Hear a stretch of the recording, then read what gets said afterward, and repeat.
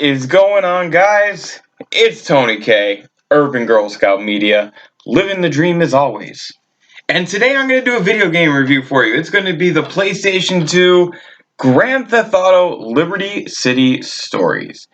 And this game, which was, it was released in 2005, is set 3 years, I believe, 2 to 3 years before the Grand Theft Auto 3 game, and there is some tie-in between them. It's in Liberty City, 3D world, sandbox style, and you know, this was a fun one. I can't deny it's not as long of a story as some of the other Grand Theft Autos, I believe, or at least it didn't offer as much side stuff. I think after San Andreas, it's just kind of rinked for me in terms of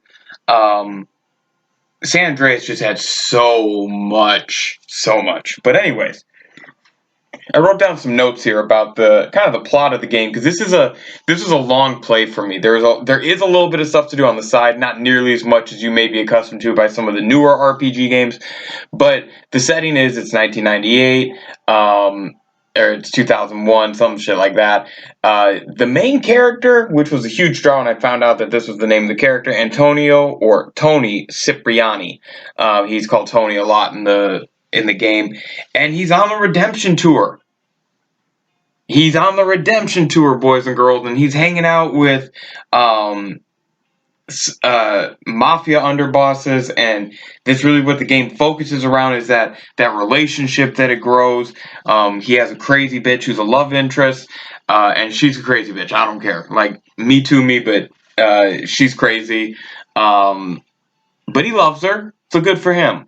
And then you've got the clashing mafias. You've got the police factor. Like, it doesn't got Samuel Jackson as a cop, okay? He's not the voice here. But that's still a pretty cool setup. And it's got your classic Grand Theft Auto, tons of weapons, a good selection of cars, a really, really robust world to drive through, and as you unlock and you go further and further through the game, I mean, there's so much in here. It's really fun. You got your classic cheats where you can do your 3 different classes of weapons, your armor, your health. There's some vehicles, things like that. Now, one of the downsides I have to this, and I think I already said, is it's a little bit shorter in my opinion. It doesn't have as much outside the main story.